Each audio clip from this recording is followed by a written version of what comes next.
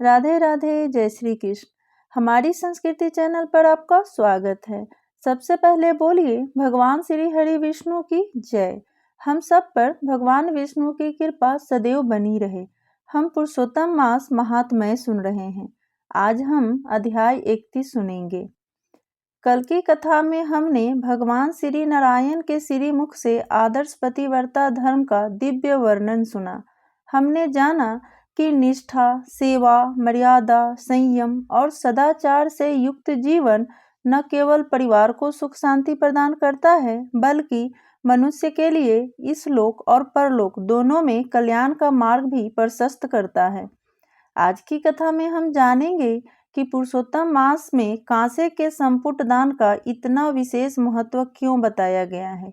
साथ ही माता पार्वती और भगवान शिव के दिव्य संवाद के माध्यम से इस दान का रहस्य, पुरुषोत्तम मास की अनुपम महिमा तथा इस महात्म्य के श्रवण पठन और दान से प्राप्त होने वाले अद्भुत पुण्य फल का वर्णन सुनेंगे। तो आइए बिना किसी विलंब के भगवान की इस अद्भुत और प्रेरणादायक कथा का शुभारंभ करते हैं। सूत जी बोले, हे श्रेष्ठ विप्रो, जब देवर्षि नारद ने भगवान श्री नारायण के मुख से पतिव्रता धर्म का अत्यंत पवित्र और कल्याणकारी वर्णन सुना, तब उनके हृदय में एक और जिज्ञासा उत्पन्न हुई। उन्होंने अत्यंत विनम्र भाव से भगवान को प्रणाम कर कहा, हे प्रभु, आपने अनेक प्रकार के दानों का महत्व बताया है, परंतु उनमें कांसे के संपुट दान को विशेष रूप से सर्वोत्तम कहा गया है। कृपा करके उसके रहस्य और महात्म्य का विस्तार पूर्वक वर्णन कीजिए, जिससे समस्त प्राणियों का कल्याण हो सके। भगवान श्री नारायण मुस्कुराए और बोले, हे नारद, यह अत्यंत प्राचीन और पवित्र रहस्य है। एक समय स्वयं माता पार्वती ने भी श्रद्धा और भक्ति के साथ पुरुषोत्तम मास का व्रत किया था। जब उनका व्रत पूर्ण हुआ, तब उन्होंने भगवान महादेव से विनम्रता पूर्वक पूछा, हे प्रभु, इस व्रत के उद्यापन में ऐसा कौन सा दान करना चाहिए जिससे व्रत पूर्ण फलदायी हो जाए और भगवान पुरुषोत्तम पूर्णतः प्रसन्न हो। तब भगवान शिव कुछ समय तक ध्यान में लीन रहे। फिर उन्होंने नेत्र खोलकर अत्यंत गंभीर स्वर में कहा, हे गिरिजे, पुरुषोत्तम मास स्वयं समस्त महीनों का मुकुटमणि है। इसकी महिमा का पूर्ण वर्णन करना अत्यंत कठिन है। इस मास में किया गया छोटा सा शुभ कर्म भी अनंत पुण्य देने वाला है। इस व्रत की पूर्णता के लिए संपुट दान का विशेष विधान बताया गया है। वास्तव में उसका स्वरूप संपूर्ण ब्रह्मांड के समान माना गया है, जिसे सामान्य मनुष्य के लिए बनाना संभव नहीं है। इसलिए शास्त्रों में उसके स्थान पर कांसे का संपुट बनाकर उसका दान करने का विधान बताया गया है। उस कांसे के संपुट में श्रद्धापूर्वक 30 मालपुए रखे जाएं। उनका भगवान पुरुषोत्तम को समर्पण कर विधि पूर्वक पूजन किया जाए और फिर किसी योग्य, विद्वान एवं सदाचारी ब्राह्मण को आदर पूर्वक दान दिया जाए।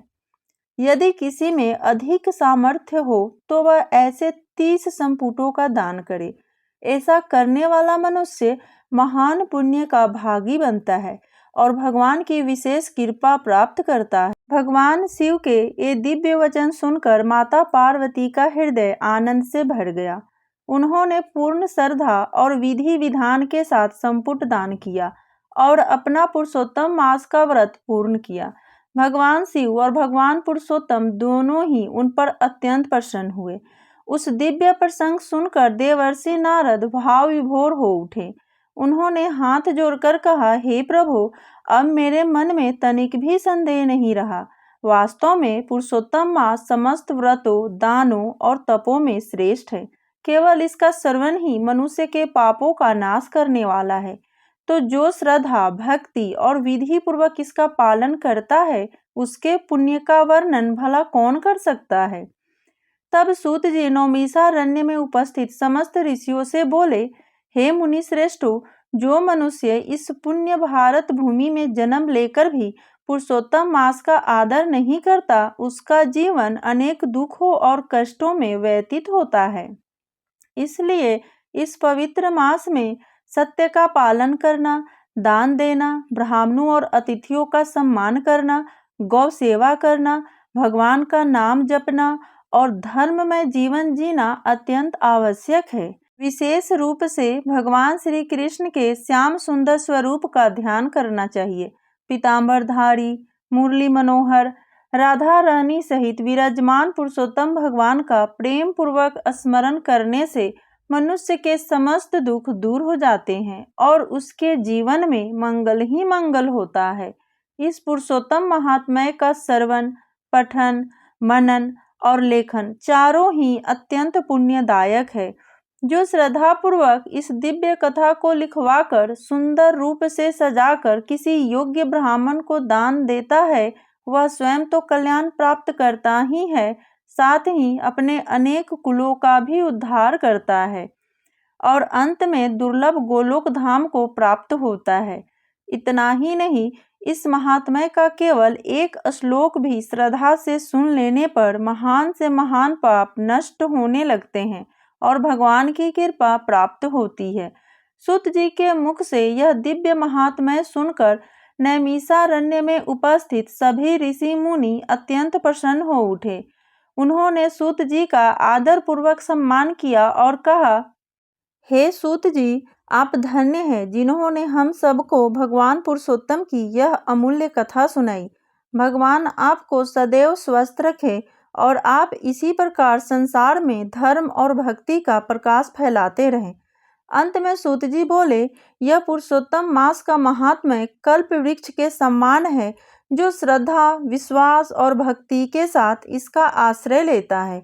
भगवान उसकी मनोकामनाएं पूर्ण करते हैं, उसके पापों का नाश करते हैं और अंततः उसे अपने दिव्य धाम का अधिकारी बनाते हैं। इसी के साथ पुरुषोत्तम मास महात्म्य कथा का पावन समापन होता है। भगवान पुरुषोत्तम की कृपा हम सभी पर सदैव बनी रहे। कथा श्रवण का यह पुण्य हम सभी के जीवन में सुख, शांति और भक्ति का संचार करे। आइए अंत में पूरे श्रद्धा भाव से एक बार प्रेम पूर्वक बोले, पुरुषोत्तम भगवान की जय, राधे कृष्ण भगवान की जय, श्री हरि विष्णु भगवान की जय। दोस्तों, अगर आपको हमारा ये वीडियो अच्छा लगे तो लाइक और सब्सक्राइब जरूर कीजिएगा और कमेंट में जय श्री कृष्णा जरूर लिखिएगा। राधे राधे।